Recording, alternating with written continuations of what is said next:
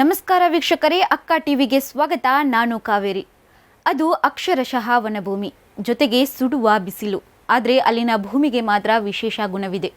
ಆ ಊರಿನಲ್ಲಿ ಬೆಳೆದ ಹಣ್ಣುಗಳಿಗೆ ರಾಜ್ಯ ಮಾತ್ರವಲ್ಲದೆ ಹೊರ ರಾಜ್ಯದಲ್ಲೂ ಇದೆ ಅಪಾರ ಬೇಡಿಕೆ. ಹೌದು, ರಸಭರಿತ ಹಣ್ಣುಗಳ ಬೆಳೆಯಲ್ಲಿ ವಿಶೇಷ ಪ್ರಸಿದ್ಧಿ ಪಡೆದಿರುವ ಆ ಊರು ಬಾಗಲಕೋಟೆ ಜಿಲ್ಲೆಯ ಕಲಾದಗಿ.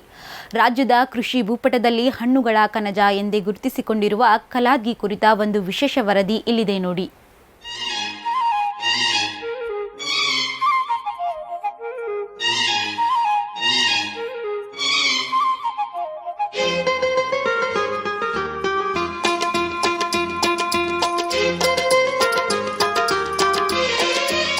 ಬಾಗಲಕೋಟೆ ಜಿಲ್ಲೆಯ ಕಲಾದಗಿ ಗ್ರಾಮ ರಾಜ್ಯದ ಹಣ್ಣು ಬೆಳೆಯ ತವರೂರು. ಘಟಪ್ರಭಾ ನದಿ ದಡದಲ್ಲಿರುವ ಈ ಊರಿಗೆ ಕಾಲಿಟ್ರೆ ಸಾಕು, ರಸ್ತೆಯ ಇಕ್ಕೆಲಗಳಲ್ಲಿ ಹಸಿರು ಎಲೆಗಳ ನಡುವೆ ಇಣುಕುವ ಬಗೆ ಬಗೆಯ ಹಣ್ಣುಗಳು ನಿಮ್ಮನ್ನ ಸ್ವಾಗತಿಸುತ್ತವೆ. ಇಲ್ಲಿನ ಮಣ್ಣು ತೋಟಗಾರಿಕಾ ಬೆಳೆಗಳಿಗೆ ಹೇಳಿ ಮಾಡಿಸಿದಂತಿದೆ. ವನ ಹವಾಮಾನವಿದ್ದರೂ ಹನಿ ನೀರಾವರಿ ಪದ್ಧತಿಯಿಂದಾಗಿ ಇಲ್ಲಿ ವರ್ಷ ಪೂರ್ತಿ ಹಣ್ಣುಗಳು ಸಮೃದ್ಧವಾಗಿ ಬೆಳೆಯುತ್ತವೆ. ಇಲ್ಲಿ ಬೆಳೆಯುವ ದಾಳಿಂಬೆಗೆ ದೇಶದೆಲ್ಲೆಡೆ ವಿಶೇಷ ಬೇಡಿಕೆ ಇದೆ.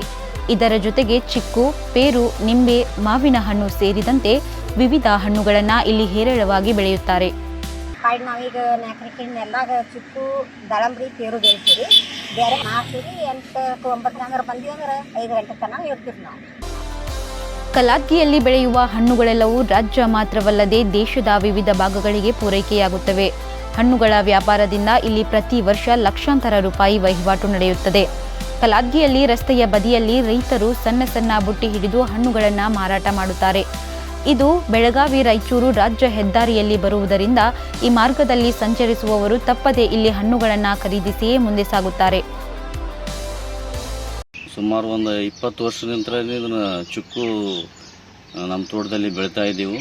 ಮತ್ತು ಇದನ್ನು ನಾವು ಸೌದಾ ಕಳಿಸ್ತೀವಿ. ಕಲಾದಗಿಯಲ್ಲಿ ನಮ್ಮ ಮಾರ್ಕೆಟ್ ಆಗ್ತದೆ.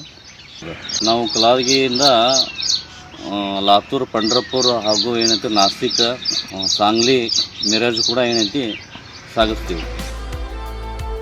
ಕಲಾದಗಿ ಮತ್ತು ಸುತ್ತಮುತ್ತಲಿನ ನೂರಾರು ಕುಟುಂಬಗಳಿಗೆ ಈ ಹಣ್ಣಿನ ವ್ಯಾಪಾರವೇ ಜೀವನದ ಆಧಾರವಾಗಿದೆ. ಕಲಾದಗಿಯಲ್ಲಿ ಹಣ್ಣುಗಳ ಕೃಷಿ ಈ ಭಾಗದ ಸಂಸ್ಕೃತಿಯಾಗಿ ಬೆಳೆದಿದೆ. ಸ್ವಾದಭರಿತ ಹಣ್ಣುಗಳನ್ನು ಬೆಳೆಯುವ ಮೂಲಕ ಇಲ್ಲಿನ ರೈತರು ಕರ್ನಾಟಕದ ಕೃಷಿ ಭೂಪಟದಲ್ಲಿ ಕಲಾದಗಿಯನ್ನ ಹಣ್ಣುಗಳ ಕಣಜವನ್ನಾಗಿ ಮಾಡಿದ್ದಾರೆ. ಇಲ್ಲಿನ ರೈತರಿಗೆ ಸರ್ಕಾರದಿಂದ ಸೂಕ್ತ ಮಾರುಕಟ್ಟೆ ಸೌಲಭ್ಯ ದೊರೆತರೆ ಈ ಮಣ್ಣಿನ ಕೀರ್ತಿ ಜಾಗತಿಕ ಮಟ್ಟದಲ್ಲಿ ಪಸರಿಸುವುದರಲ್ಲಿ ಸಂದೇಹವಿಲ್ಲ. ಕಾವೇರಿ ಚನ್ನಾಳ್, ಅಕ್ಕ ಟಿವಿ, ಬಾಗಲಕೋಟೆ.